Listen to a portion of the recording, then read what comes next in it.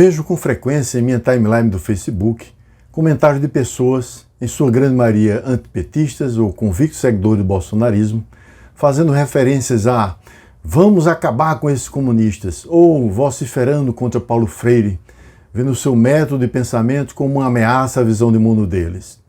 Outras vezes revoltam-se contra essa imprensa esquerdista que se nega a mostrar as coisas boas do governo Bolsonaro. Para eles, a realidade está limitada às narrativas propagadas nas redes sociais, as famosas fake news, quase sempre milimetricamente preparadas para alimentar o ódio contra tudo e contra todos que pensam e agem diferente deles. Com os alicerces do ódio e da intolerância, destilados a cada post, a cada comentário ou curtida, dão sustentação ao seu frágil e paranoico universo, pois não resistem ao conhecimento. Por sua vez, essas mesmas pessoas têm horror à crítica.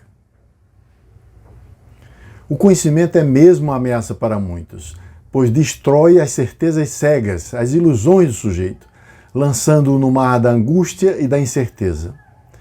É neste mar que a ciência e a arte vêm há milênios navegando, vencendo as tempestades do medo e da ignorância, muitas vezes impulsionadas pelos fortes e consistentes ventos das religiões e das ideologias.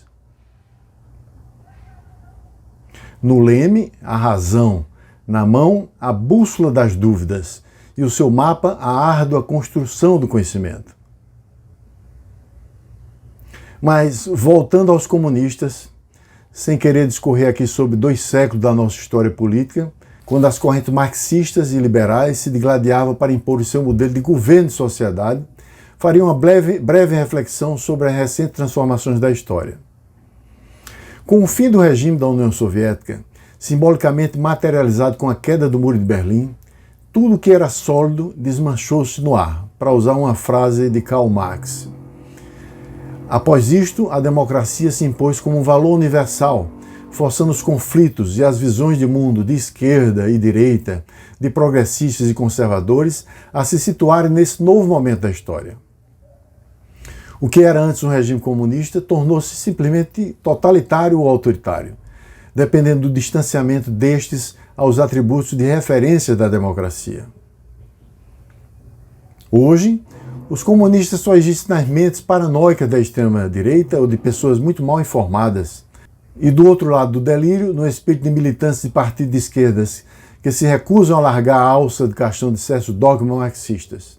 Ou seja, um caso de negação da realidade histórica para ser decifrado pela psicanálise e, em alguns casos, pela psiquiatria, reconheço, sem muita chance de cura. Não é mais um objeto da ciência política.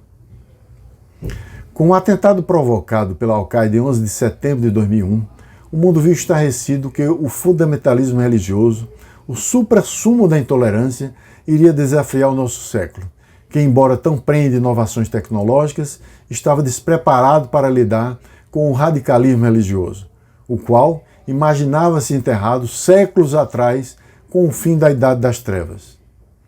Como resposta à onda do fundamentalismo islâmico e seus atentados nos Estados Unidos e na Europa, emergiu uma outra vaga, tão nefasta quanto ela, a extrema-direita, herdeira direta do nazismo e do fascismo, radical, antidemocrática e com muitos recursos para manipular multidões por meio das análises do Big Data e das fake news nas redes sociais. As forças democráticas sofrem uma inesperada derrota com a eleição de Trump. Na sua esteira, regimes como o da Hungria destroem a democracia por dentro, a exemplo do que a esquerda radical, igualmente antidemocrática, fez na Venezuela.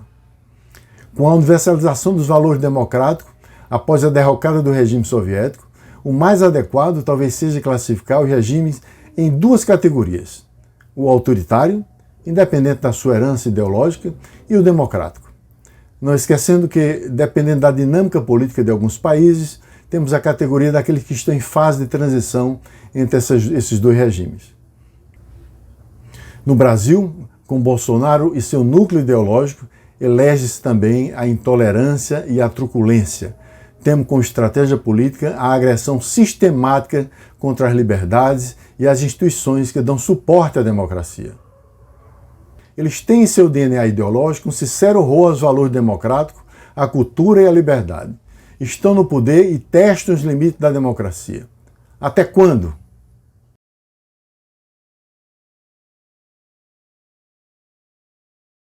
Acompanhar minhas lições de democracia é acompanhar meu caminhar nas leituras e reflexões sobre o tema, tentando jogar luzes sobre os fenômenos da política, sociedade e do sujeito da forma mais isenta possível e em profundidade.